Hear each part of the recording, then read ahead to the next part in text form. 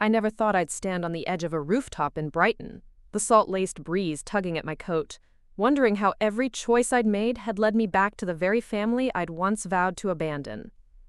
My name is Isabel Hartley, and if you'd told me 5 years ago that I'd be the one, my family, calling me a failure, I would have laughed.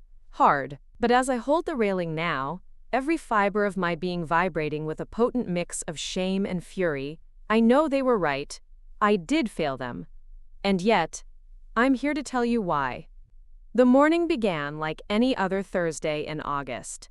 I was already awake before sunrise, my flat eerily quiet, save for the ticking of the antique clock my grandmother had gifted me for my 21st birthday. I poured espresso into a chipped mug, my most prized possession, despite its flaws, and scrolled through my inbox. There it was, an email from my sister, Meredith. Subject: urgent. The body contained a short, clipped message. We're meeting at Mom's this evening. Bring the check for your share of the apartment. And don't forget the donation for her retirement party. Just a few months earlier, Meredith and I had been inseparable, two sisters who'd weathered every storm together. But since I'd moved to London to pursue my law career, our bond had fractured under the weight of expectations. Meredith was quiet, methodical, always eager to stay close to home. Me? I needed space to breathe, to prove I wasn't the aimless child they'd come to regret. I closed my laptop and stared at the empty table. The apartment donation, a sum of £20,000, was supposed to be split 3 ways, but my husband, Marcus, had fronted my share while I finished my training contract. He believed in me, or believed I could rebound from the bankruptcy I'd suffered 2 years ago. Funny how quickly faith can wane when bills pile up. I slipped on my boots and walked to the station, the city waking around me. The train ride felt like a confession. Every station a reminder of how far I'd strayed. Piccadilly, Paddington, Waterloo. And each stop I passed, I could almost hear the echoes of my family's disappointed voices. By the time I reached my childhood home, a modest terrace in an old lane just off the East Sussex coastline, I was a knot of nerves. The front door was open. Meredith's fiancé, Alistair, was there, leaning against the frame, arms crossed like a general awaiting a traitor's arrival. "You're late," he said, his tone ricocheting between cold and pity. "Mom's already upset." Inside, our mother sat at the dining table, a faded photograph of our family perched by her plate. 3 young girls in matching frocks, smiling on a summer's day before everything fell apart. Now, only 2 sisters remained. My younger sister had moved abroad with her husband and was only mentioned in passing. "Isabel," Mother said, voice trembling. "You look well." "Thank you," I replied, placing the envelope on the table. My fingers lingered just a moment longer, because inside that envelope wasn't just a check. It was my confession, my plea for forgiveness. Meredith watched me push the envelope forward. "Family always helps each other," she said. "You know that." But I didn't know that anymore. Family had become a business transaction, a ledger of loans and debts. Dinner was silent, save for the scrape of cutlery and the ticking clock, reminding me with every second that I was the black sheep returning home to pay my penance. Afterwards, Mother insisted on showing off the retirement gift Alistair had purchased, a glass sculpture of a heron in flight, its wings outstretched like a promise. She beamed as she ran her fingers along its polished surface. I forced a smile. "It's beautiful, Mum." "Isabel," she said, looking at me with a softness I hadn't seen in years. "You did so well for yourself." Those words cut deeper than any insult. Because I hadn't done well. Not really. Not in their eyes. I excused myself, claiming a headache, and walked out into the cool night. The street lamps painted the pavement gold. A distant train horn echoed in the silence. Leaning against the cold brick wall, I dialed Marcus's number. "Hey," he answered, his voice warm. He was in the office, late again. "I'm home," I said, my voice cracking. "Everything okay?" he asked. I sighed. "They say I failed." He was silent for a moment. Is that true? I closed my eyes. Sometimes I think they're right. He didn't reply. I hung up and walked the few blocks to our flat. Inside, the place was dark, except for my reflection in the hallway mirror. The woman I saw was tired, cheeks hollow, eyes shadowed. The woman I'd once been, who dreamed of justice and meaning, felt like a distant memory. I knew I couldn't keep running. I owed them more than money. I owed them a reason to believe in me again, and I needed to find that reason. That night, I lay awake, listening to the hum of the radiator. Tomorrow, I'd propose an idea that could change everything. But first, I had to reclaim the part of myself that I'd let slip away. Before we jump back in, tell us where you're from. If this story moves you, please subscribe. Tomorrow, I have a special story for you. The next morning, the city's gray dawn pressed its weight against my window.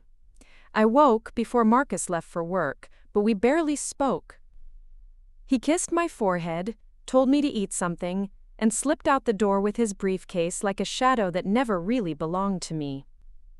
I sat at the kitchen table, nursing a mug of cold coffee, my mind spiraling with numbers, obligations, and the ghost of the conversation I'd had with my mother.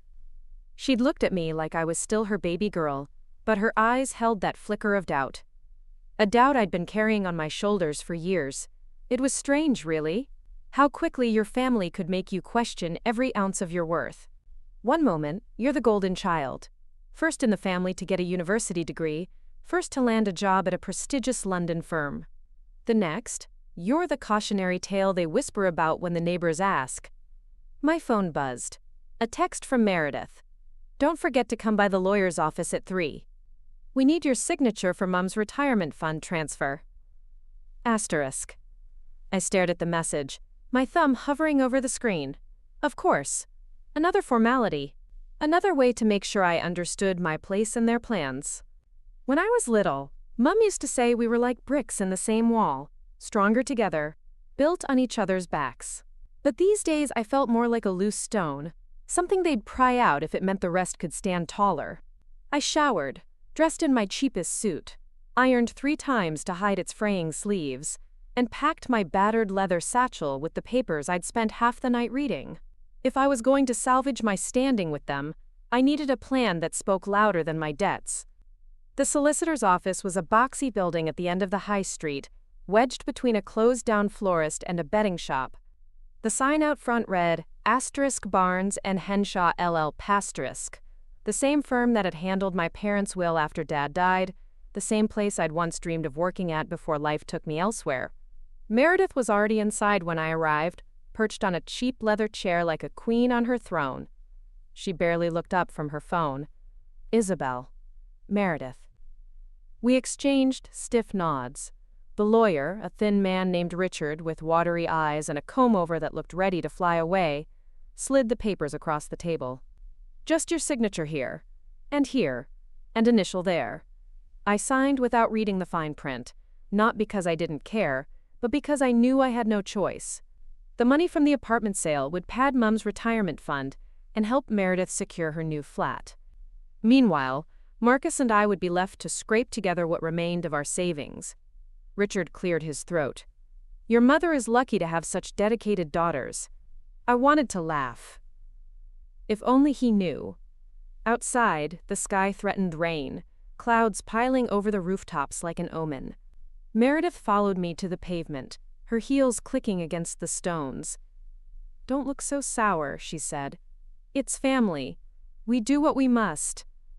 I rounded on her. Is that what you tell yourself when you ask me for thousands of pounds you know I don't have? Her lips tightened. You've always been so dramatic, Izzy. You've got Marcus. He'll handle it. Marcus isn't a money tree, Mur. He's my husband, not my personal bailout fund. Maybe if you'd chosen something safer than law. I barked a humorless laugh. You think my career's the problem? My career is the only reason you're not sleeping on a friend's couch right now. She flinched. Just a flicker, but it was enough to make me feel like I'd punched myself in the gut. I hated this version of me. Petty, defensive, tired of playing the role of savior when my own life was fraying at the seams. Look, she said, softening her tone. I know you're stressed. We all are. But Mom's getting older. She needs security, and I need a place of my own. We're family. We help each other. I looked past her, down the high street. The rain had begun, light but persistent, soaking the collar of my coat. Fine, I said. But don't expect this to be endless. I'm not a bottomless pit. She didn't respond. She just squeezed my arm, a ghost of the sister who used to braid my hair and whisper secrets under our covers. By the time I got home, Marcus was at the dining table, sleeves rolled up, laptop open, spreadsheets glowing on the screen. He looked up when I entered, his eyes scanning my face for the truth I hadn't spoken yet. "Did you do it?" he asked. I dropped my satchel onto a chair. "It's done. The transfer's happening next week." He nodded, returning to his work. The clack of his keyboard was the only sound in the room for a long while. "Marcus," I said finally, my voice barely above a whisper. "Do you ever think I'm failing?" His fingers paused mid-keystroke. "Failing? Where did that come from? Just answer me." He leaned back, eyes softening in that way that had once made me fall in love with him. "Izzy, you've kept us afloat through things most people would run from. You are not a failure, not to me." I wanted to believe him, but belief is a fragile thing, and mine had been chipped away for so long that I didn't know where it lived anymore.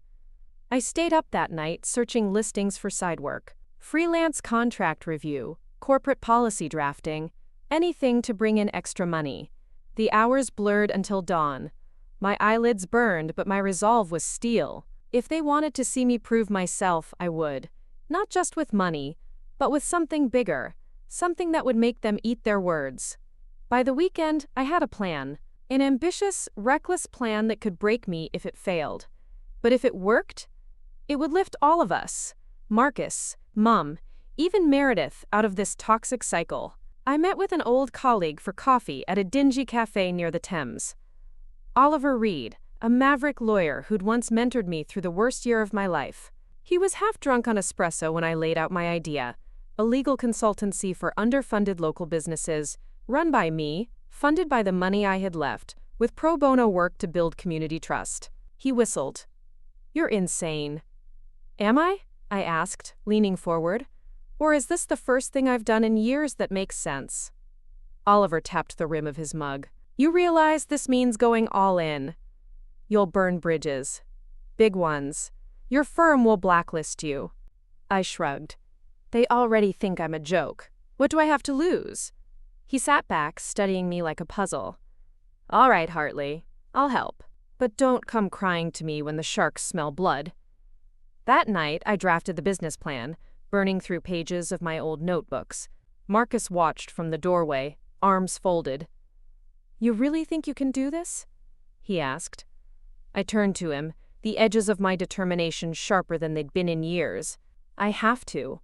I need to show them, show myself, that I'm more than the family's fallback option. He came to my side, resting a hand on my shoulder. "Then do it. But promise me you won't lose yourself along the way."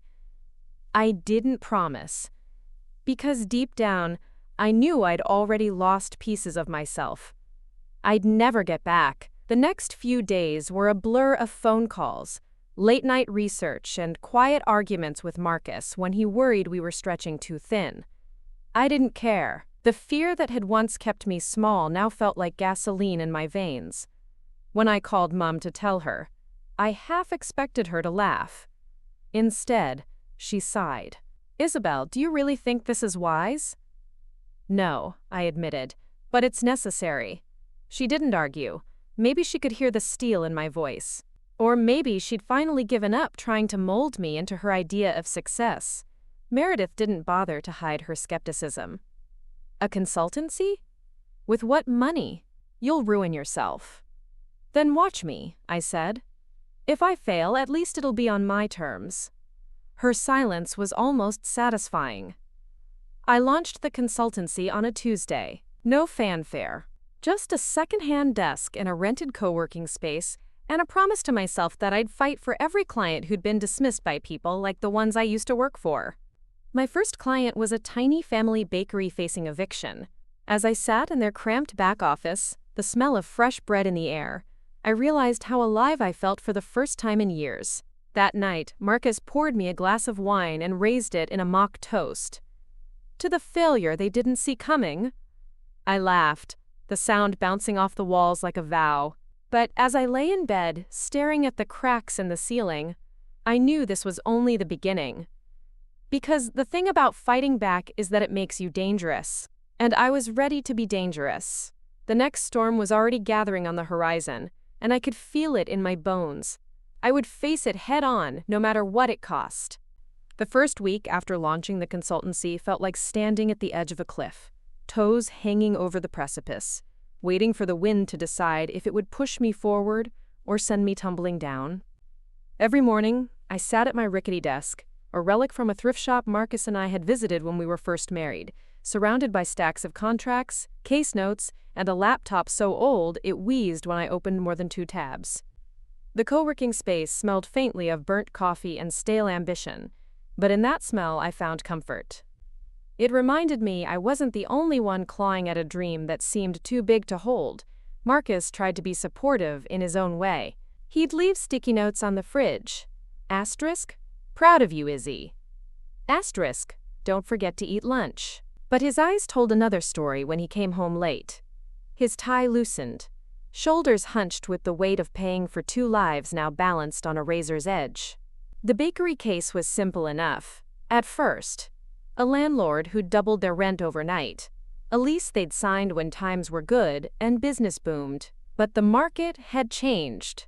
The chain bakeries and delivery apps had carved their profits to the bone. The owners, Mari and Thomas Klein, were a couple in their 60s who still kneaded dough by hand every dawn. They reminded me of my parents before Dad passed. Honest people who believed hard work should be enough to keep a roof over your head. I spent hours digging through their paperwork, scouring every clause for leverage. I called in favors from former colleagues, lawyers who still liked me enough to whisper advice after hours. I typed until my wrists ached, falling asleep on spreadsheets and waking with contract clauses burned into my eyelids. Word spread too. That strange, stubborn lawyer trying to do good for once. People whispered my name, Isabel Hartley, the failed daughter, now fighting for others. Some were rooting for me to succeed, but more were waiting for me to crash and burn, so they could say they saw it coming. By the 3rd week, I'd filed an injunction against the landlord's notice. I found loopholes, cited COVID-era lease relief policies they'd conveniently ignored, threatened to go public with what I'd discovered. I fought with every scrap of my legal training, and every ounce of the street smarts life had beaten into me. When the injunction was granted, Mari cried into my shoulder in the back office of the bakery.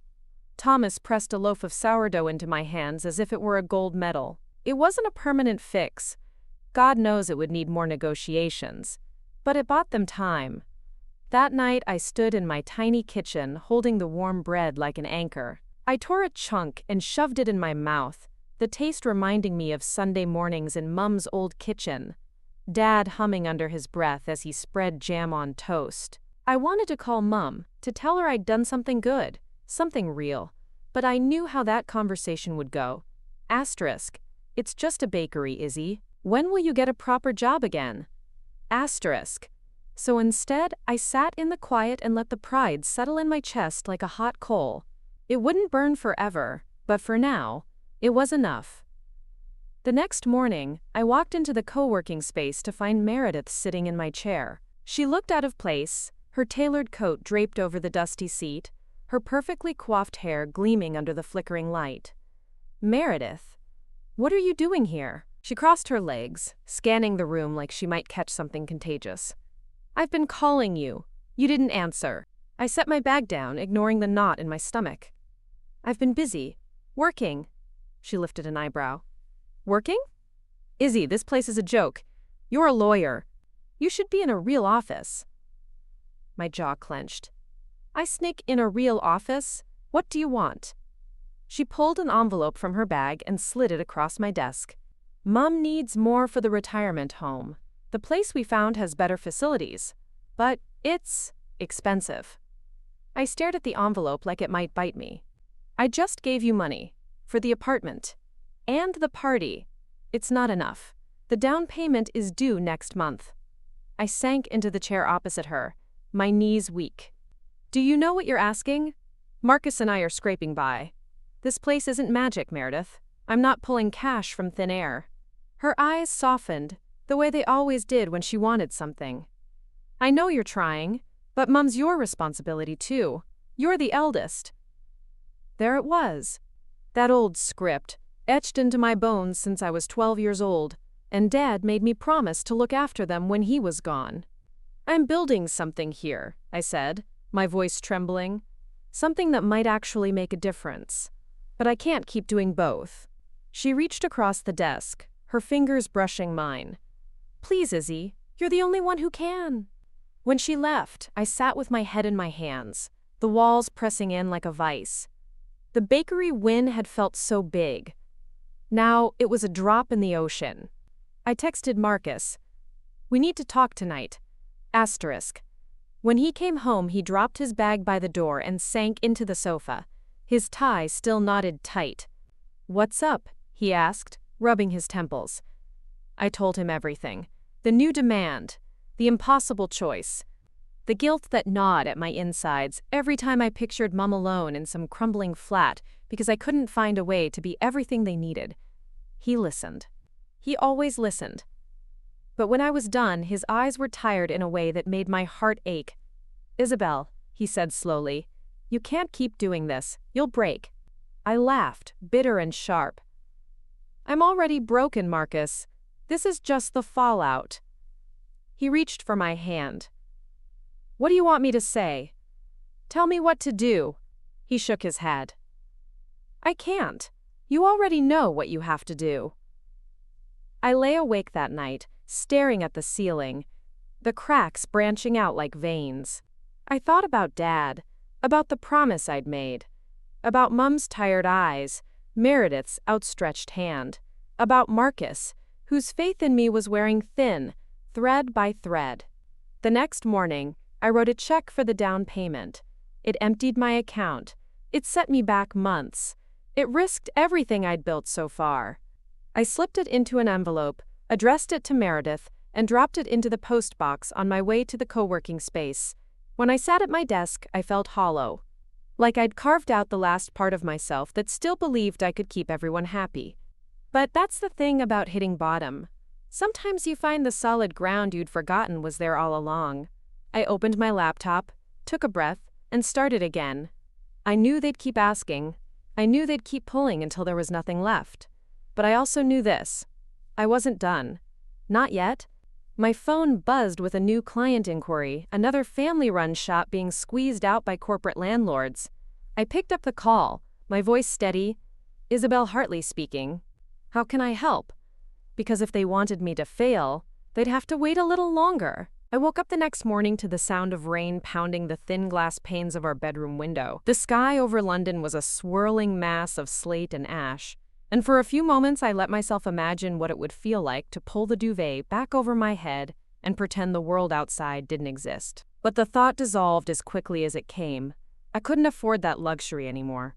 Marcus was already gone. He'd left a note by the coffee pot. Asterisk, big meeting today. Good luck with the shop client. Love you. His handwriting had grown slanted over the years, like his patience. I pressed the note to my lips before tucking it into my pocket. At the co-working space, I opened my laptop to a string of emails waiting to choke the breath out of me. New inquiries, old debts, the bakery's ongoing settlement. Each line of text, a reminder that this consultancy, my half-mad gamble, was now the only thing standing between me and the cold judgment of my family. I was halfway through replying when my phone rang. It was Mari Klein, the baker's wife. I braced myself, expecting more bad news, but her voice trembled with something like hope. Isabel, I just wanted to tell you, the landlord called. He wants to negotiate. I closed my eyes, a smile breaking across my face. That's wonderful, Mari. It's not over yet, I know, she said quickly. But Thomas and I, well, we slept through the night for the first time in weeks. That's because of you. I thanked her, told her I'd draft a new proposal that afternoon, and hung up. For a moment, I let myself feel it, That flicker of warmth in my chest that came when someone trusted me to fight for them.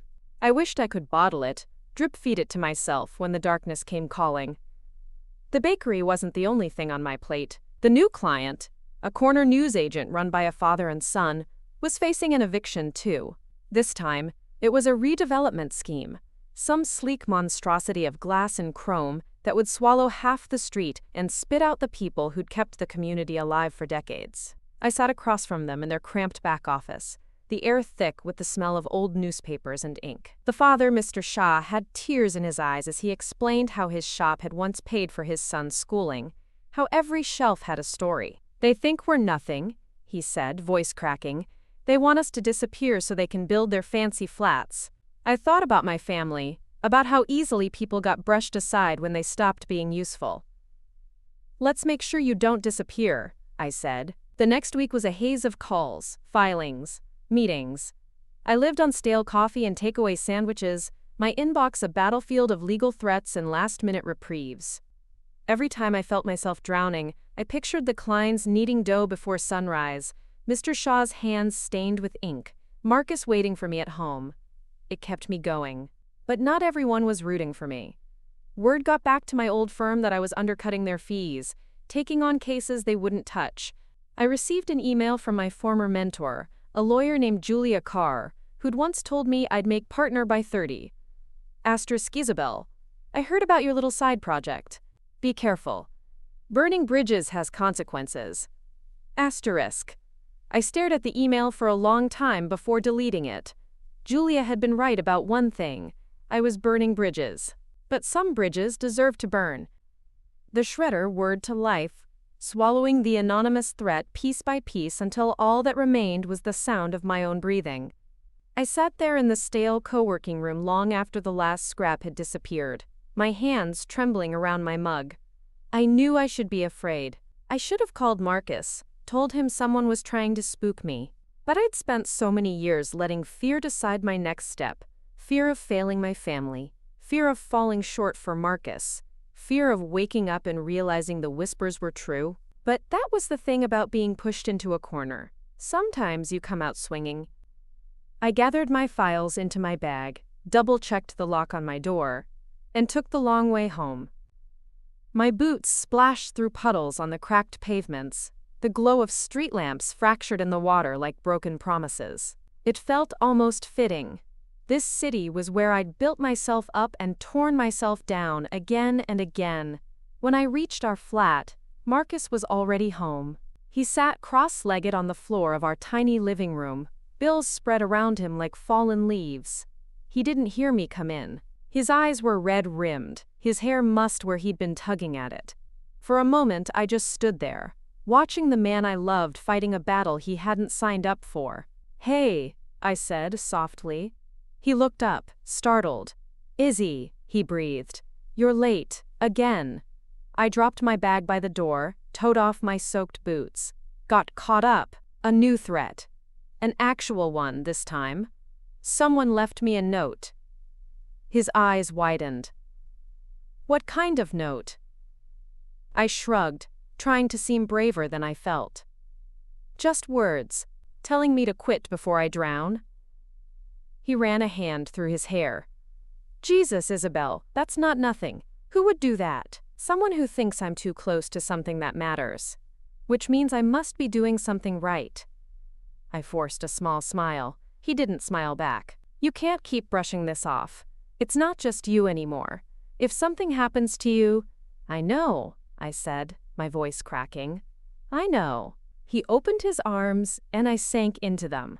For a few heartbeats, we breathed together, the way we used to when our biggest worries were unpaid parking tickets and cheap wine. "Come on," he murmured. "Let's sit down. Eat something. You look like you haven't slept in a week." I let him guide me to the table. We ate leftover pasta in silence, the tension in the air thicker than the cheap sauce. When we finished, he cleared the plates, and I gathered the bills into a neat stack, pushing them to one side.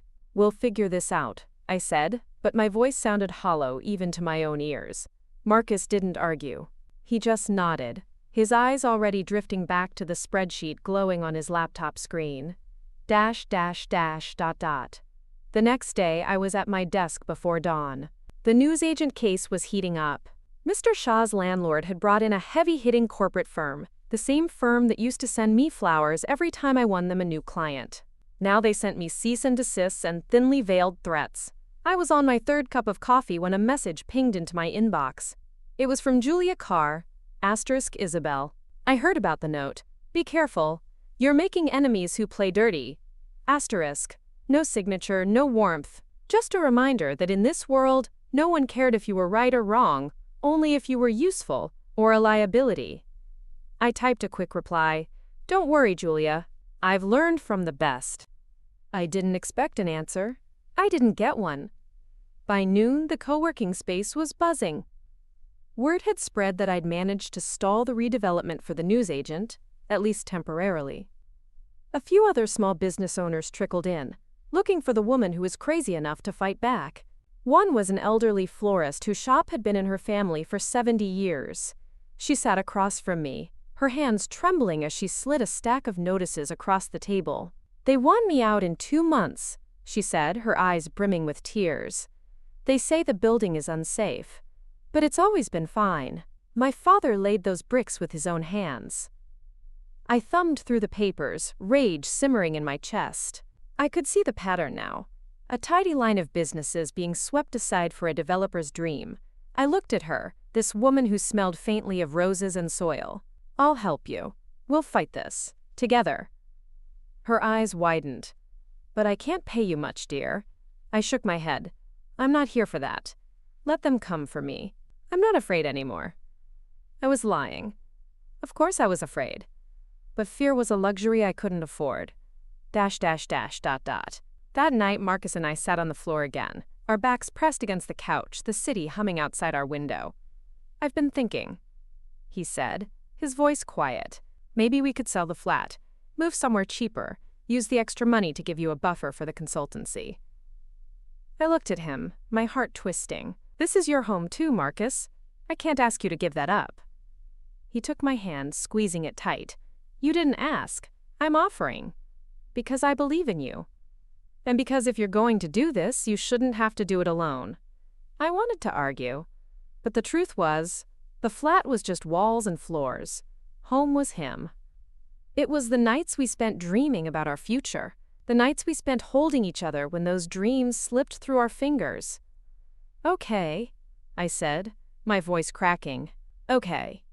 He kissed me, soft and sure, and for the first time in weeks, I felt like maybe, just maybe, we were on the same side again. Dash dash dash dot dot. The next morning, I stood outside the florist's shop, clipboard in hand, camera slung around my neck. If they wanted to claim the building was unsafe, I'd prove them wrong. I photographed every brick, every beam, every inch of that tiny shop until my fingers were numb from the cold. Inside, the florist made me tea in a chipped mug covered in daisies. She told me about her father, about how he'd come to London with nothing but a toolbox and a dream. I wondered if she saw the same flicker of hope in me that I saw in her. When I got back to the co-working space, there was an envelope waiting for me. No stamp, just my name. I hesitated before opening it, my pulse thudding in my ears. Inside was another note. This is your last warning. Walk away. Asterisk. No signature. No clue. Just the same threat. Heavier now, because I knew I was getting closer to something someone didn't want found. I shoved the note into my desk drawer, my hands shaking. I didn't tell Marcus this time. Some burdens were mine to carry alone. By the end of the week, I'd filed 3 injunctions, pulled in 2 pro bono lawyers to help me sort through endless paperwork, and given more of myself than I had to give. The bakery, the newsagent, the florist, they were just the beginning. One night as I walked home, my phone buzzed. Meredith. Hey, I answered, my voice flat. Hi, she said, too chipper. Just checking in. Mum wanted to know if you'd come by on Sunday. I nearly laughed. Of course she did. The money was gone, spent, but the strings attached to it were stronger than ever. I'll try, I said, already knowing I wouldn't. There were battles to fight that couldn't wait for Sunday tea. Before she could respond, I hung up and ducked into the small grocery shop near our flat. I picked up a bottle of cheap wine and a loaf of bread. the total ringing up to more than I wanted to admit. But when I got home, Marcus was there, waiting with 2 glasses and a tired smile. We sat on the floor again, passing the bottle back and forth, talking about everything and nothing, until the sun began to creep back over the rooftops. In that quiet, I felt something shift. A resolve that had been buried under years of self-doubt, family guilt, and whispered failures. I wasn't just fighting for them anymore. I was fighting for us. For me. And I wasn't going to stop. This story took us a long time. If you like it, subscribe. Now back to the story. The morning after Marcus and I finished that bottle of wine, I woke to the sound of my phone buzzing insistently on the nightstand. The sun hadn't yet climbed past the rooftops, but my head throbbed with a familiar ache. Too much cheap wine, too many dreams spooled out on the floor between us like frayed threads. I squinted at the screen. It was an unknown number. I hesitated, thumb hovering over the green button before swiping to answer. Isabel Hartley. There was a pause, then a voice I didn't recognize. Low, male, polished in that way that told me the owner wore suits worth more than my flat. Miss Hartley, I understand you've been causing quite the stir on Camden High Street. I sat up, pressing the phone tighter to my ear. Who is this? A friend, the voice said smoothly. One who thinks you might want to reconsider your crusade. Small businesses fail all the time. It's the natural order. Best not to stand in the way of progress. My pulse spiked. I swung my legs over the side of the bed, eyes flicking to Marcus still asleep, one arm flung over my pillow like a promise. You're with the developers, I said, my voice steady despite the chill racing down my spine. Let's not make this adversarial. The voice continued. Walk away, Miss Hartley. Take the time to focus on your family. Your husband. I'd hate to see him caught up in something unpleasant. I sucked in a breath. Is that a threat? The line clicked dead.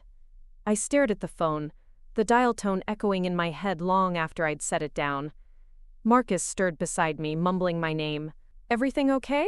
He asked, voice groggy. I forced a smile. Just work. Go back to sleep. But sleep was the last thing on my mind. By 9, I was at the florist's shop again, pacing the cracked linoleum floor while Mrs. Flynn fussed with roses she could no longer afford to sell. My mind kept replaying that voice, each word looping like a noose tightening around my resolve. They're bluffing, I told her, though the words felt fragile in my mouth. They want you scared, that's all this is.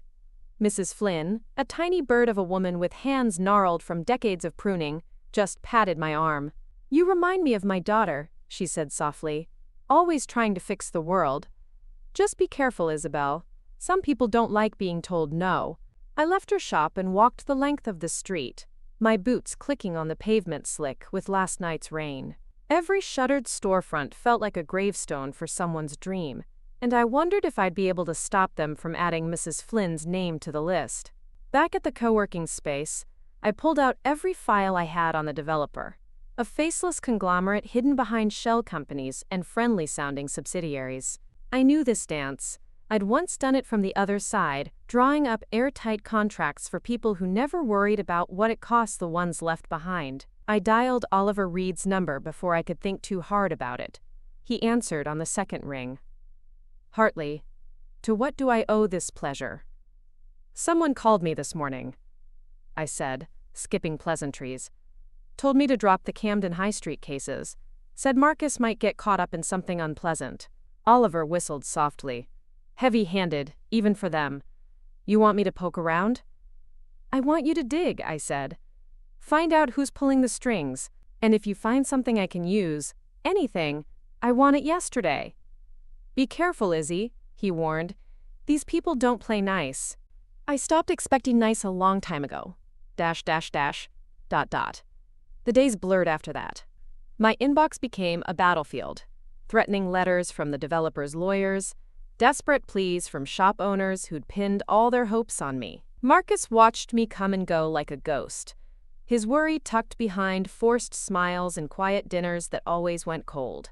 One night, after I came home later than usual, I found him waiting on the sofa, a half-empty glass of whiskey sweating on the coffee table. Izzy, he said, his voice rough. "We need to talk." I dropped my bag by the door. "If this is about the money—" "It's not just the money," he snapped, then winced, running a hand over his face. "Sorry. I didn't mean to. I'm just—" "You're scaring me." I sank onto the sofa beside him, the cushions sighing under our combined weight. "I'm doing this for us, Marcus. For all of us. If I don't fight, they'll keep taking. From everyone." He looked at me, eyes red-rimmed. "What if they take you?" My chest tightened. "I won't let them." He barked a bitter laugh. "You always say that. You think you're invincible, Izzy. But you're not." I reached for his hand. "I know, but I have to be. Just a little while longer." He didn't pull away. But he didn't hold on either. A week later, Oliver sent me an encrypted file. When I opened it, my heart stopped. The developers were bribing city inspectors, declaring buildings unsafe so they could push through emergency demolition orders. I scrolled through pages of invoices disguised as, quote, consulting fees, my hands shaking so badly I almost dropped my laptop. I had them. Or so I thought. I took the evidence to a local journalist I trusted, a scrappy young reporter named Clara, who'd covered the bakery story when no one else would touch it. "If you run this," I told her over cheap coffee in a drafty cafe, "they'll come after you too." She grinned. "Let them try. This is gold, Isabel." For a moment, I felt lighter, like maybe the tide was turning. But the next morning, my phone buzzed with a text from Clara. "Office broken into. Files gone. Laptop stolen. I'm sorry. Asterisk." I stared at the message, my fingers numb. Outside my window, London's skyline glowed under a thin winter sun that felt like a cruel joke. The next call was to Oliver. He answered on the first ring. "They're covering their tracks," he said grimly. "You need to be careful. I've seen people disappear for less." I laughed. A hollow sound that scraped at my throat. "I can't stop now, Ollie. They know I'm close. If I stop, they win." He sighed. "Then at least don't do it alone." But alone was the only way I'd ever known. I came home that night to find Marcus in the kitchen, chopping vegetables with more force than strictly necessary. He didn't look up when I kissed his cheek. "You're late," he said. I opened the fridge, hunting for the bottle of white we'd been saving for something worth celebrating. I had to meet Clara. "The developers are dirtier than we thought. But I've got them." He slammed the knife down. "Do you? Because from where I'm standing, they've got you. They're in your head, Izzy. You're not sleeping, you're not eating. You're chasing ghosts while they threaten you, threaten me." I turned to him, the bottle slipping from my fingers and shattering on the floor. Wine seeped into the grout, spreading like a stain we'd never scrub clean. "Don't you dare," I whispered. "Don't you dare say I'm doing this for nothing. I'm doing this for people who don't have anyone else. For us, so we don't have to be afraid anymore." His eyes glistened. "I'm already afraid, Isabel. I'm afraid I'm losing you to this fight. And when it's over, if it ever is, what will we have left?" I didn't have an answer, because in that moment, I wasn't sure there would be anything left. I spent that night in the tiny spare room we'd turned into an office, surrounded by boxes of case files and half-drunk mugs of tea gone cold. The city hummed outside, oblivious to the woman inside, waging a war she wasn't sure she could win. In the darkest hours before dawn, I drafted a press release. I leaked the bribery evidence to 3 other journalists, uploading the files to secure servers, scattering my story like seeds in the wind. If they wanted to silence me, they'd have to dig up every last root. When I finally crawled into bed, Marcus lay with his back to me, his breathing deep but restless. I reached out, my hand hovering over his shoulder before pulling back. I stared at the ceiling, counting the cracks like old scars. They could call me a failure. They could call me reckless, but they would never say I didn't fight. And if I went down, I'd take them with me. The morning after I sent those files out into the world, I woke to a new kind of silence. Not the calm, comforting hush of early dawn, but the brittle, coiled tension of a city holding its breath. Marcus was already gone. His side of the bed was cold, his pillow creased in the shape of a man who used to sleep soundly beside me. I padded barefoot into the kitchen, half hoping to find a note, a message, anything that said we were still okay. But the counter was bare, save for the stack of unpaid bills I'd shoved aside last week. They stared at me now like silent witnesses, each one a reminder that every step forward came at a price. My phone buzzed. A single word from Clara. "Run?" Asterisk. I nearly dropped the kettle. I texted back immediately. "What happened?" Asterisk. 3 dots blinked on the screen, then vanished. No reply. I tried calling, but it went straight to voicemail. My heart thudded in my chest as I pulled on my coat, grabbed my files, and locked the flat behind me. The co-working space felt different that day. The barista gave me a tight smile that didn't reach his eyes. A woman I barely knew from the marketing company down the hall avoided my gaze as I passed her desk. Whispers trailed behind me, growing louder when I closed my office door. I sank into my chair, staring at the sticky note Marcus had left me weeks ago. Asterisk. Don't forget to eat lunch. Love you. The ink was smudged from where I'd thumbed it too many times. The internet was already on fire. News sites ran with the bribery scandal. Headlines screamed about corruption, backroom deals, politicians suddenly scrambling to deny they knew anything. And my name was plastered across it all. Local lawyer blows whistle on major developer. I should have felt vindicated, but all I felt was cold. My email pinged, a single line from Oliver. "Watch your back. They're going to come hard." Asterisk. I closed my laptop and pressed my forehead to the desk. Outside my window, the city looked the same. Buses rumbling down the street, people clutching coffee cups, children tugging at their parents' hands. Normal life. Ordinary life. The life I'd been clawing toward for so long, and now I'd set it all on fire.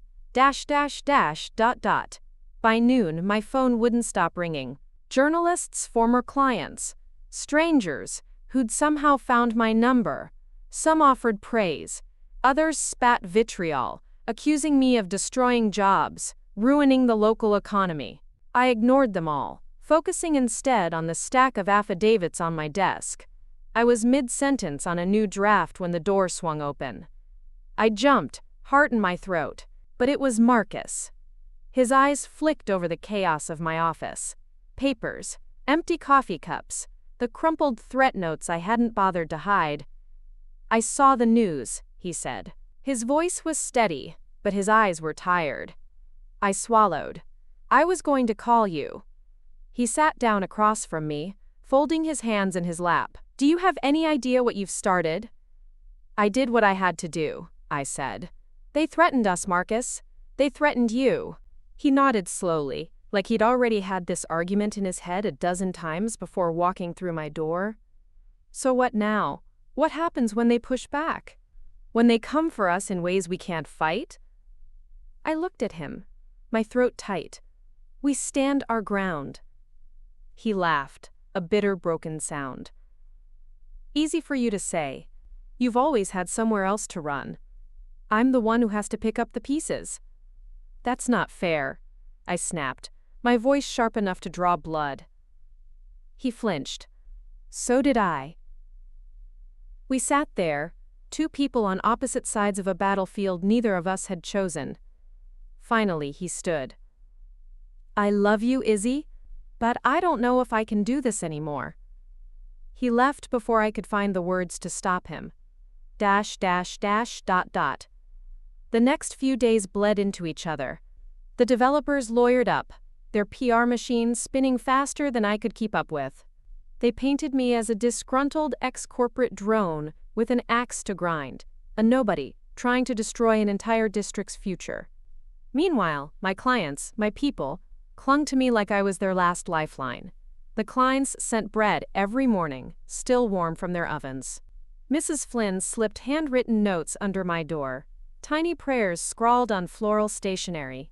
I taped them to my wall, a patchwork of hope against the storm raging outside. One night, after the phones had stopped ringing and the city had gone quiet, I walked home through streets that felt like they belonged to someone else. Halfway there, a black car pulled alongside the curb. The window rolled down. A man in a suit I recognized from the news, one of the developer's senior execs, leaned out, a smile fixed on his face like a mask. "Miss Hartley," he said, "get in." I kept walking. I heard the door open behind me, footsteps crunching on the wet pavement. Don't make this harder than it has to be. I spun around, my keys clutched between my fingers like a weapon. "Touch me, and you'll regret it." His smile faltered. "You think you're a hero? You're nothing. You're a footnote in a story that's already been written." I didn't reply. I just turned and ran. I didn't stop until I reached my flat, my breath ragged, my legs burning. I locked the door, double-bolted it, and slid to the floor, my back pressed against the wood. I was shaking. But underneath the fear was something else, something sharp and dangerous. Rage. Dash, dash, dash, dot, dot. I spent the next week rallying every contact I had. Oliver connected me with a human rights group, willing to take on the redevelopment fight pro bono. Clara resurfaced with a new editor, her stolen laptop replaced with a cheap loaner and an ironclad resolve. We held community meetings in the back room of the bakery. Shopkeepers, neighbors, students, they came in droves, packing the tiny space until we spilled out onto the street. They brought thermoses of tea, home-baked biscuits, stories of families and memories that would be bulldozed if we lost. It wasn't much, but it was something. And sometimes, something is enough. Marcus didn't come home that week. He texted, short updates that didn't say anything at all. I told myself it was temporary, that once the dust settled, he'd see why I'd done this.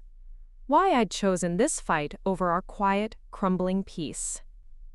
The night before the hearing that would decide the injunction's fate, I stood in our kitchen, staring at the cracked tile where the wine bottle had shattered weeks ago. I thought about Dad, about his rough hands, his tired eyes, the way he'd made me promise to take care of them all when he was gone. I thought about Mum, tucked away in her riverside retirement home, never knowing the cost of her comfort. I thought about Meredith, who still called when she needed something, but never when she didn't. And I thought about Marcus, his absence ringing louder than any argument we'd ever had. I made tea, sat at the table, and worked through the night. When the sun rose, I packed my bag with files, slipped on my best suit, frayed sleeves and all, and walked out the door. If they wanted a war, they'd get one. I just prayed I had enough of me left to finish it. The courthouse stood like an old fortress at the edge of the city, a cold block of stone and glass that had witnessed 1,000 battles like mine, and 1,000 more that would be forgotten the moment the ink dried.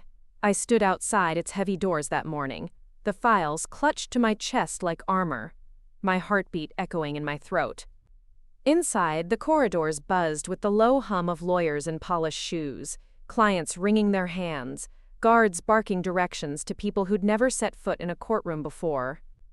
But when I walked through that corridor, shoulders squared, chin up, I felt none of it touch me. Not today. Marcus wasn't there. I hadn't expected him to be. I'd left him a message the night before, my voice trembling more than I'd wanted. "It's tomorrow. If you can, I'd like you there." His silence since then had spoken louder than any words. Oliver was waiting near the courtroom doors, sleeves rolled up, tie loosened, like he'd been here for hours already. He looked up from his phone and gave me a nod. No smile, no pep talk, just the acknowledgement that we both knew what this was, the line in the sand. "Ready?" he asked. I didn't trust my voice, so I just nodded. We pushed through the doors together. Dash, dash, dash, dot, dot.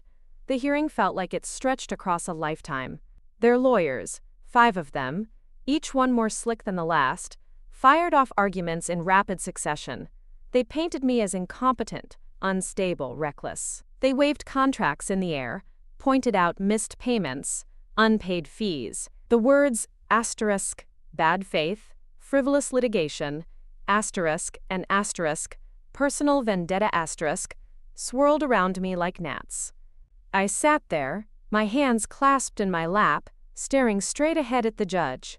An older woman with hair pulled tight against her skull, her eyes flicking from them to me with that same unreadable stare. When it was my turn, I stood. My legs felt like they belonged to someone else. My voice, when it came, was steady but soft. I spoke of the bakery, the florist, the newsagent, of the families who'd built lives brick by brick, now threatened by greed disguised as progress. I spoke of the bribes, the intimidation, the letters I'd shredded in my office at midnight when the fear threatened to swallow me whole. At some point, I saw Clara in the gallery, her notepad balanced on her knee, eyes shining with something that looked like pride. I wondered what she'd write tomorrow. I wondered if I'd recognize myself in her words. When I finished, the courtroom was silent, except for the shuffle of papers and the creak of old wood. The judge didn't say much. She just told us she'd rule by the end of the week. And then it was done. I stepped into the corridor, the air suddenly too thin, too bright. Oliver clapped me on the back, muttering something about good work, but it was all static in my ears. I just needed air. ... Outside, the city moved on as if nothing had happened. Cars honked, shopkeepers opened shutters. The world spun on its axis. I stood there on the steps, hugging my bag to my chest, and let the exhaustion seep into my bones. When my phone buzzed, I nearly dropped it. A message from Marcus. How did it go? Asterisk. I typed back. We wait. I wish you'd been there. But I didn't hit send. I deleted it and wrote, we wait. And that was enough. The next few days blurred into a haze of meetings, phone calls, restless nights in the spare room. Marcus and I moved around each other like ghosts in our own home, passing cups of tea back and forth, speaking in half-sentences that never quite added up to forgiveness. One night after he'd gone to bed, I found an envelope tucked under the door. No stamp, no address, just my name. My stomach turned as I tore it open. Inside was a single photograph. Marcus, leaving his office. A man I didn't recognize standing too close. His hand on Marcus's shoulder. On the back, in block letters. Still think you can win? Asterisk. I crumpled the photo in my fist, my breath coming in short, jagged gasps. For a moment I thought about packing a bag, dragging Marcus out of bed, and disappearing. But where would we go? What corner of this city didn't have their fingerprints on it? Instead, I sat at the kitchen table, spread the photo flat and stared at it until the sun came up. Then I called Oliver. They're getting sloppy, he said after a long silence. They want you scared. This is panic, Izzy. They're not as invincible as they think. But I heard the edge in his voice, the same fear that was now a constant drumbeat in my chest. ... On Friday morning, the decision came through. An email, no fanfare, just one line. The injunction is granted. Redevelopment is paused pending further investigation. Asterisk. I read it 3 times, then again. I sat back, the weight of every sleepless night pressing into my shoulders like a blessing and a curse all at once. I'd won. For now, I should have felt relief, but all I felt was the ache of every fight still to come. I went to the bakery first. Mari cried when she saw me, flour-dusted hands cupping my face, her eyes shining under the warm glow of the ovens. You did it, she whispered. You really did it. I hugged her back, letting the smell of fresh bread and yeast wrap around me like a promise I wasn't sure I could keep. The florist was next. Mrs. Flynn pressed a bouquet of roses into my hands, her fingers trembling as she thanked me again and again. I wanted to tell her it wasn't over, that the developers would find another angle. But I let her have her moment. She'd earned that much. Back at the office, Oliver called with an update. The city's opened a full inquiry. The developers board is panicking. You did good, Hartley. But his voice was tired. We both knew this was just one battle in a war that would bleed me dry if I let it. That night, Marcus came home late. He found me sitting at the kitchen table, the roses from Mrs. Flynn drooping in an old jam jar. "You did it," he said, his voice soft. I nodded. For now. He sat down across from me, his fingers drumming on the wood. "What happens next?" I looked at him, really looked at him, the man who'd stood by me, even when I hadn't deserved it. The man who now seemed like he was standing on the other side of a chasm I wasn't sure how to cross. "I keep fighting," I said, "because I don't know how to stop." He reached across the table, his hand hovering over mine. "And what about us, Izzy? Where do we fit in?" I didn't have an answer. The silence that stretched between us said enough. Before he went to bed, he paused in the doorway. "I love you. But I need you to love you too, not just the fight." When he was gone, I stayed at the table until the sun rose, the city waking up around me. My phone buzzed with messages. Reporters, supporters, clients who wanted me to take their fight next. I stared at the screen, my reflection in the black glass looking older, harder. A woman who'd traded pieces of herself for the chance to keep standing. When the first knock came at the door, a courier with another envelope, no return address, I didn't flinch. I took it, closed the door, and sat at the kitchen table once more. I was still standing. But for how much longer? I didn't open the envelope right away. I set it down next to the roses Mrs. Flynn had given me, their petals already beginning to brown at the edges. I made tea instead. Black, no sugar, the way Dad used to drink it. The warmth seeped into my palms, but it did nothing to chase away the chill that had taken root in my chest. When I finally tore the flap open, I found only a single sheet inside. A printed statement, no signature. Asterisk, drop all remaining cases or the next photo won't just be your husband walking home from work. Asterisk, I read it twice, then a third time. Each word felt like a splinter under my skin. I wanted to scream, to rage, to pick up my phone and call Marcus. But what would I say? That I'd dragged him into a fight he never asked for? That his life was a bargaining chip now, just like my own? Instead, I slid the paper into the bottom drawer of my desk, under the piles of contracts and receipts that had become my second life. Then I did what I always did when the fear threatened to swallow me. I worked. ... The next morning, the co-working space felt like a confessional. Small business owners drifted in and out, their eyes wide with a kind of desperate gratitude I didn't know how to carry anymore. They brought me boxes of pastries, cheap flowers, thank you cards written on torn notebook paper. They wanted me to know they believed in me, that I was their hope. But hope was heavy, and my shoulders were already breaking.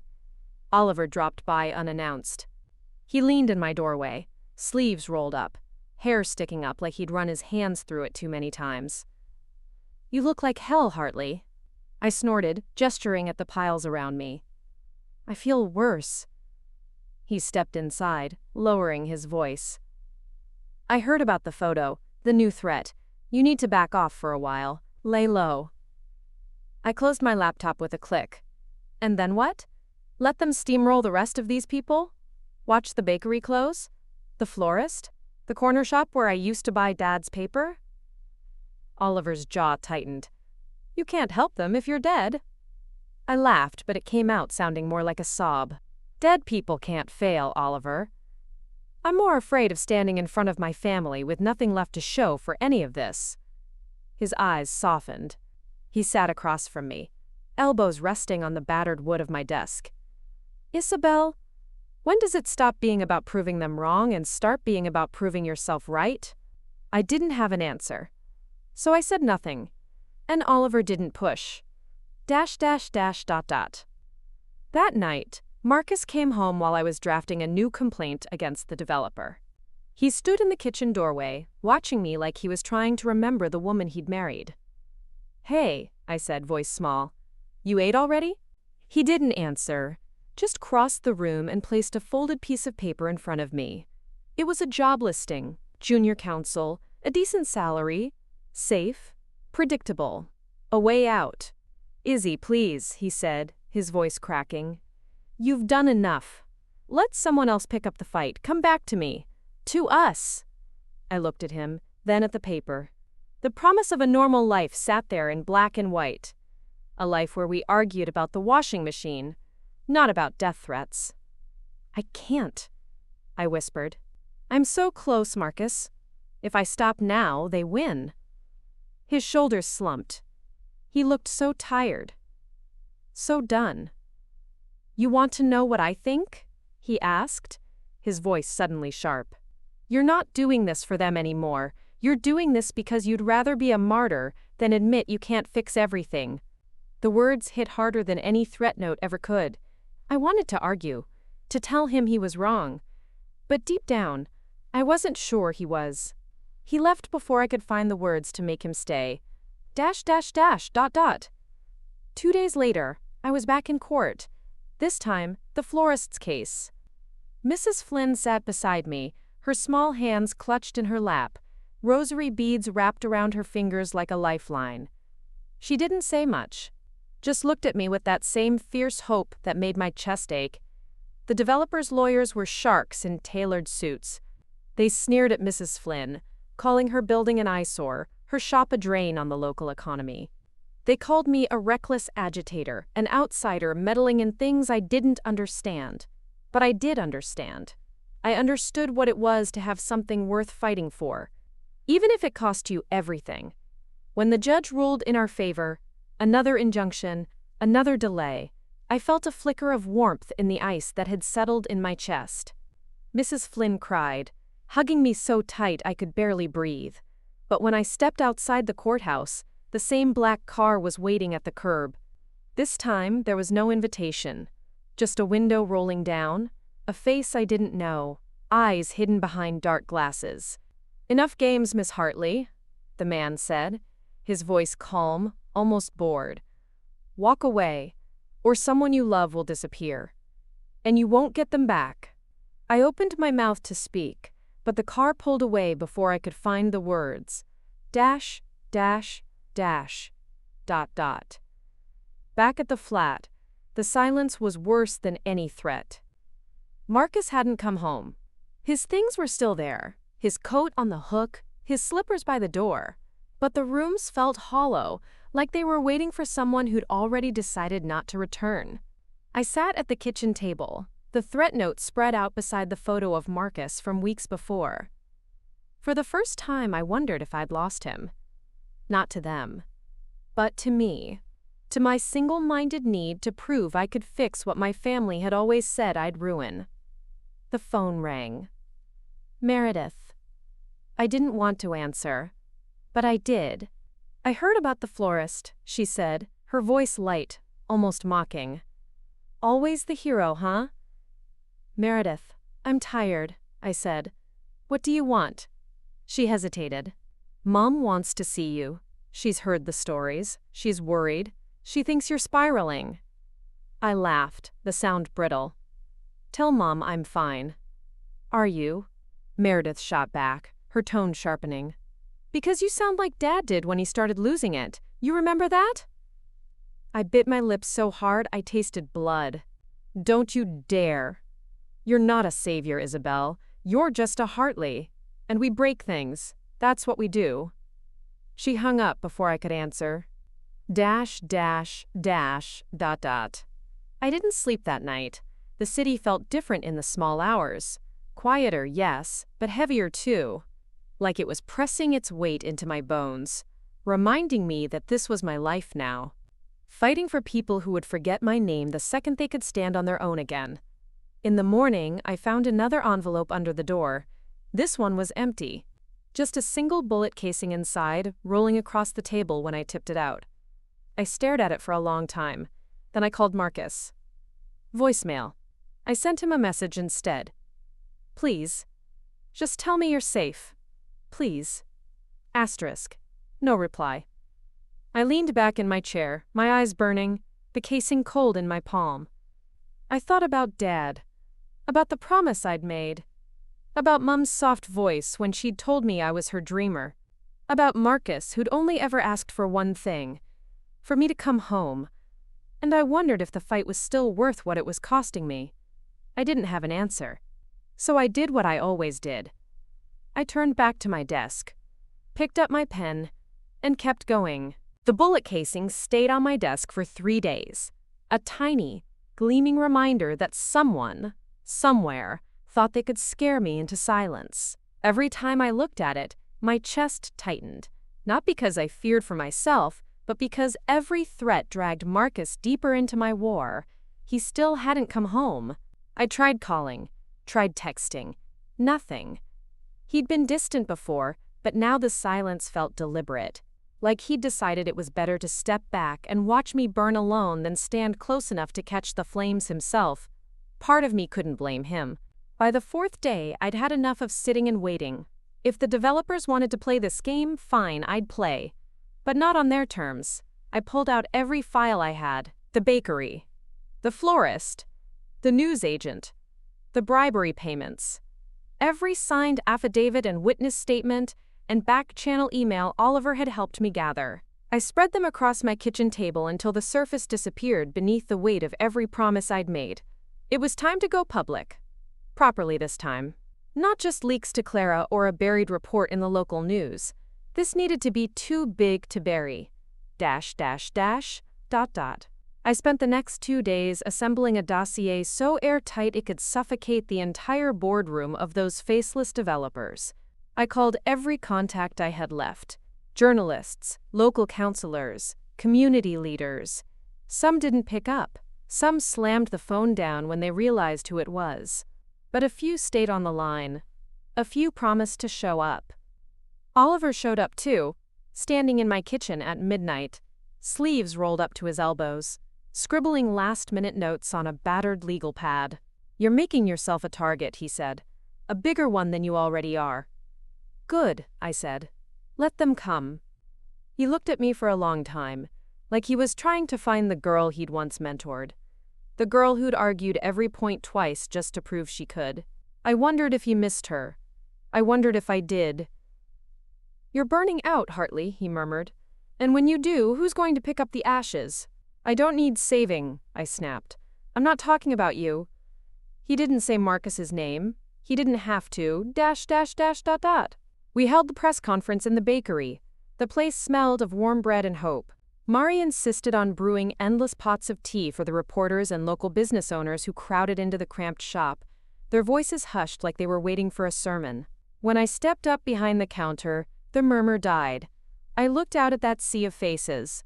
Some hopeful, some skeptical, some just hungry for a story they could spin. My voice didn't shake. I laid it all out. Dates, numbers, names, threats. I held up the bullet casing in a plastic bag. I read out the threats, line by line. I showed them the photographs, the bribes, the eviction notices with forged signatures. When I finished, the room was silent for a heartbeat that felt like an eternity. Then the questions came. Some friendly, some sharp enough to slice skin. "Isabel, what about your husband? Is he safe? Is this about you proving something to your family? Is this really about the community? Or is this about you?" The last one stung more than I wanted to admit. I didn't answer. I just repeated what I'd always said. They want you to think it's about me. It's not. It's about you. All of you. Clara stood at the back, scribbling everything down, her eyes wide and shining with something like belief. When it was over, Mari pressed a warm croissant into my hand like it was armor. "You did good, love," she whispered. "You did good." I walked home that night with my shoulders straighter than they'd been in months. I'd done what I could. Now it was up to the world to decide what it wanted to do with the truth. ... I found Marcus waiting on the front steps when I turned the corner onto our street. He looked exhausted, like he hadn't slept since he'd left. He stood when he saw me, hands shoved deep in his coat pockets, eyes searching mine for something I wasn't sure I could give. "Hi," he said. "Hi," I echoed. We stood there for a moment, the city humming around us. Ordinary, oblivious. "I saw you on the news," he said finally. "The bullet casing, the threats." I waited for the accusation, the anger. But his voice was just tired. "I'm sorry," I said. the words tasting like old pennies on my tongue. I never wanted this for you. He shook his head. Don't you get it, Izzy? You didn't do this to me. You did it to you. The words hit harder than I expected. He stepped closer, his breath clouding between us in the cold. I love you, he whispered, but I don't know how to stand by and watch you kill yourself to keep proving them wrong. I wanted to ask, who? My family? The developers? The whole damn city? But I knew the answer didn't matter. What happens now? I asked. He looked down at the pavement, his shoulders sagging. I don't know, but I can't watch you disappear into this. Not if you don't want to come back. He didn't say he was leaving. He didn't have to. The distance between us felt like a chasm that no amount of winning could bridge. He slipped his hands from his pockets and brushed his fingers against mine. Come home, Izzy. Please. Before there's nothing left. I didn't answer. I couldn't. When he turned and walked away, I stayed there on the street, my hands curled into fists at my sides. I watched him go, the man I'd promised to stand beside, through everything. And for the first time, I wondered if I'd already lost him long before the first threat ever landed on my doorstep. .. Back in the flat, the bullet casing still sat on the table. I picked it up, rolling it between my fingers like a prayer bead. The phone buzzed with new messages, calls from reporters, congratulatory notes from people who'd never risked anything more than a headline. And then there was one from Meredith, just 4 words. Mom wants you home. Asterisk. I almost laughed. Home. What did that even mean now? I didn't sleep that night. I sat at the table until the sun crept through the curtains, the bullet casing warm in my palm. When I finally moved, I didn't reach for my files. I reached for my phone. I typed out a message to Marcus. Wherever you are, please be safe. I love you. I'm trying. Asterisk. I hit send. No reply. Then I opened my laptop and started drafting a new letter. This time, not to the press, not to the courts, but to my family, to Meredith, to Mum. To the people who'd set this whole cycle in motion years ago, when they taught me that love was something you earned through sacrifice. I told them everything. The bribes. The threats. The wins. The cost. I told them I wasn't doing this to prove them wrong anymore. I was doing it to prove that sometimes, broken things can still hold the line. I didn't know if they'd read it, or if they'd care, but I needed to say it. For me, when I finally lay down, the city was waking up around me. Horns, birdsong, the rumble of buses on the street below. Life, indifferent and unstoppable. I was still here. Still fighting, but I was so damn tired of bleeding alone. And somewhere deep in my chest, a single question settled like dust. What if I don't want to be their hero anymore? When the sun rose over the city the next morning, it felt like it was shining on the ruins of my life. The bullet casing was still on the table, the edges gleaming in the soft light like an accusation. I watched the sky shift from bruised gray to the faintest blush of pink, and for the first time in months I let myself cry. Not for Marcus, though I missed him like a phantom limb. Not for Mum or Meredith, who still called me the family savior even as they left me to drown under the weight of that title. I cried for the woman I'd once been, the girl who'd believed that if she just worked hard enough, loved hard enough, gave enough, she could fix what was broken. I didn't know if that woman existed anymore. I didn't know if I wanted her to. When the tears dried, I made tea. The ritual soothed something ragged inside me. Then I pulled out my phone and scrolled through the dozen messages waiting for me. Some were offers, more interviews, more community meetings, more people desperate to tie their fight to my sinking ship. Some were threats, angry voicemails telling me to shut up before they shut me up. But one message made my chest tighten. Marcus. Just 3 words. Are you okay? Asterisk. I stared at it for a long time. Typed asterisk, I miss you. Asterisk, then deleted it. Typed asterisk, come home. Asterisk, then deleted that too. Finally, I just sent. I'm still here. Asterisk. No reply. Dash dash dash dot dot. That afternoon, I stood in front of Mum's retirement home for the first time in months. It looked exactly as I remembered.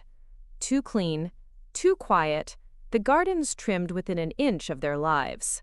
I wondered if she was happy here, if she ever thought about the cost of this neat little world. Meredith opened the door when I knocked on her flat first. She looked exhausted, her hair scraped into a messy knot, dark circles bruising her eyes. "You came," she said, like it was a surprise. "You asked," I said. My voice came out cold. She winced, stepping aside to let me in. Mum was in the lounge, staring out the window at the rose bushes she loved. She looked smaller than I remembered, her cardigan swallowing her thin shoulders. She turned when she heard us, her eyes lighting up with something like relief. "Izzy," she breathed, "you're so thin. Have you been eating?" I wanted to laugh. All the world's corruption and violence, and Mum still worried I'd skip a meal. "I'm fine," I lied. I sat beside her, taking her hand in mine. It felt weightless, like she might drift away if I didn't hold tight enough. Meredith hovered in the doorway, arms crossed, mouth a tight line. Mum squeezed my fingers. "I saw you on the news. Fighting for those people. You're always fighting." I didn't know what to say. I didn't want to lie to her, but the truth would only hurt more. "Why do you do it, Izzy?" she asked softly. "Why can't you let someone else carry the burden?" I looked at her, at Meredith, at the pale sunlight streaming through the window. "Because no one ever did for me." The words slipped out before I could catch them. Meredith flinched like I'd slapped her. "That's not fair," she snapped. "You think you're the only one who gave up anything? You think you're the only one who carried him?" "Dad." The word hovered between us. Unspoken, but suffocating. The promise I'd made him on his deathbed still echoed in my bones. Mum looked between us, her eyes wet with unshed tears. "I just wanted you girls to be happy. Then why does it feel like I have to bleed to earn it?" I whispered. No one had an answer. Dash, dash, dash, dot dot. That night, I went home to the flat that didn't feel like a home anymore. Marcus's things were still there, but his warmth wasn't. I sat on the living room floor, the bullet casing between my fingers, and wondered what came next. I thought about walking away, about handing the cases to Oliver, letting him be the face that took the blows, about taking the junior counsel job Marcus had found, about calling him, telling him I'd done it. I'd finally quit. Maybe he'd come back. Maybe we'd patch up the cracks with quiet dinners and half-forgotten dreams. But then I thought about Mari and Thomas, the way they'd cried when I'd saved their bakery, about Mrs. Flynn's trembling hands clutching her rosary beads, about the newsagent's son who still stopped me on the street to say thank you. And I knew I couldn't stop. Not yet. Dash dash dash dot dot. A week later, the developers filed an appeal. I'd expected it. But seeing the thick envelope land on my desk still made my stomach flip. I called Oliver. He sounded more exhausted than I felt. "They're bleeding you dry, Hartley. They know they can't win, but they can make sure you drown before they lose." "Then let them drown with me," I said. My voice surprised even me, hard and cold and so very tired. Dash dash dash, dot dot. The night before the next hearing, I sat alone in the kitchen, the bullet casing still on the table beside a stack of case files that looked more like tombstones than lifelines. My phone buzzed. Marcus. A photo. Him standing in front of the old park where we'd had our first date, hands in his pockets, head tilted like he was waiting for something that might never come back. No message. Just the photo. I didn't reply. I didn't know how. I sat there until the sun rose, the city humming to life beyond the window. I was still here, still fighting. But the truth was, I was tired. So damn tired. And I knew that if I didn't find a way to stop needing the war, I'd lose everything that made the fight worth it in the first place. I picked up the bullet casing, held it up to the dawn light. For the first time, it didn't feel like a threat. It felt like a mirror. A reminder that I couldn't keep pretending I was invincible. That morning, I wrote one more letter. To Marcus, to Mom, to Meredith, to the people I'd spent my life trying to protect. I told them I loved them, that I'd always fought for them, but that I needed to learn how to fight for myself too. I didn't know if they'd understand. Or forgive me. But for the first time in my life, that wasn't the point. I set the letter down beside the bullet casing. Then I picked up my bag, my files, and my broken, stubborn heart, and I walked out the door, into whatever came next. The morning of the final hearing, London felt like a stranger. I walked through streets I'd known my whole life, worn cobblestones slick with last night's rain, shop fronts still shuttered, the sky bruised with a promise of more storms. But every step felt like it belonged to someone else, someone braver, or maybe just someone who hadn't learned to be afraid yet. The courthouse was a tomb, or maybe a cathedral. The echo of my boots on the marble floor was the only sound I could hear above the thunder of my heartbeat. I stopped in the corridor outside the courtroom, leaning against the cold wall, my files clutched to my chest like a shield. A voice broke through the hush. "You shouldn't have come alone, Oliver." His tie was crooked, his hair messier than ever. He looked at me like I was both the best thing he'd ever seen and the biggest mistake he'd ever made. "Didn't have much of a choice," I said, trying for a smile. He gave me a look that said he didn't buy it. "You still think you can win this, don't you?"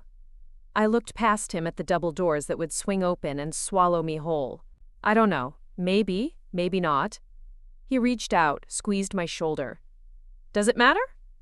I thought about Marcus, about Mom and Meredith, about the bakery and the florist and the corner shop where I'd bought Dad's newspaper every Sunday until he couldn't hold it up anymore.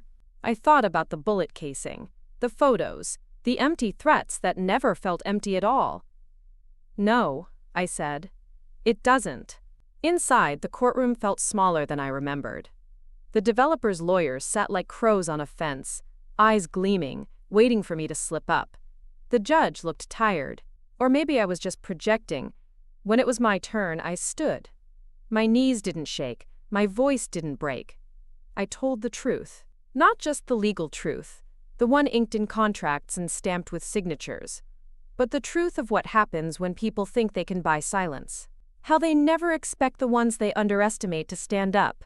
How they didn't know that sometimes broken people hold the line better than anyone. I didn't look at the developer's table when I sat down. I didn't need to. Their fear was a scent in the room now, strong enough to choke on. When the ruling came hours later, it didn't feel real. The judge's voice echoed down the length of my spine. Asterisk. The appeal is denied. The injunction stands. This court finds sufficient grounds for a full investigation. Asterisk. Oliver grabbed my hand under the table. His grip was bone-crushing, but I didn't care. My chest felt hollow, like someone had scooped out the fear and left behind something fragile and new. I stepped outside into the gray light, blinking at the sea of cameras and microphones waiting at the courthouse steps. I should have felt triumphant. I should have wanted to stand there, the savior they'd decided I was. But I didn't. Not anymore. I pushed past them, ignoring the shouts. "Isabel! Isabel! What's next?" What was next? I didn't know. Maybe that was okay. ... When I got home, the flat was still. Quiet. Marcus's coat was gone from the hook by the door. His slippers were gone too. In their place, a note on the kitchen table in his careful, slanted handwriting. "I need to find out who I am without the war, Izzy. I hope you can too. I love you. No anger. No goodbye. Just the truth." And for the first time, it didn't feel like an ending. It felt like a truth I could live with. I sat down on the floor, the bullet casing still where I'd left it weeks ago. I picked it up, rolling it in my palm until the cold metal warmed against my skin. I'm done, asterisk, I thought. Not with fighting, but with bleeding just to prove I can. My phone buzzed with a dozen new calls. Clara, the bakery, Mrs. Flynn, Oliver. I let it ring. For the first time, I didn't owe them all my pieces. ... A week later, I stood on the steps of Mum's retirement home again. Meredith met me at the door, her eyes wary but softer than they'd been in years. "Mum's in the garden," she said. "She keeps asking if you're okay." "I will be," I said. It was the closest to the truth I could get. We sat on the bench in the rose garden. Mum, Meredith, and me. No arguments, no demands for money or apologies for the things we'd done to each other in the name of family. Just us. Bruised, battered, but still standing. Mum squeezed my hand, her skin paper thin and warm. "I always knew you were strong," she said softly. "I wish I'd known that too," I whispered. She didn't ask about Marcus. Meredith didn't either. Some truths are too raw to be spoken aloud. Some are meant to be carried in the quiet. When I left, Meredith hugged me at the door. Not tight, not like sisters in storybooks, but real. "Enough. .. The co-working space felt different when I returned. Oliver had taken over the biggest cases, guiding them toward new hands. The bakery stayed open. Mrs. Flynn's roses bloomed in her window again. The newsagent's son now trained local teens to run the shop so he could sleep in for once. I closed my tiny office, taped the bullet casing to the inside of the drawer before I locked it for the last time.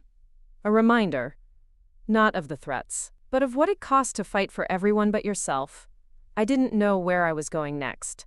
Maybe I'd work for someone else. Maybe I'd open a new consultancy, but only if I could do it on my terms this time. Maybe I'd just take a long walk, learn how to be quiet without being afraid of the silence. I knew only one thing. I was not a failure. Not because of the money, or the headlines, or the people who clapped me on the back when it suited them and vanished when it didn't. I wasn't a failure because I'd learned the one thing my family never taught me. Sometimes, surviving is enough. Sometimes, standing back up is the victory. And sometimes, the strongest thing you can do is walk away before there's nothing left of you to come home to. 2 more great stories are next. Don't miss them. Subscribe and turn on notifications.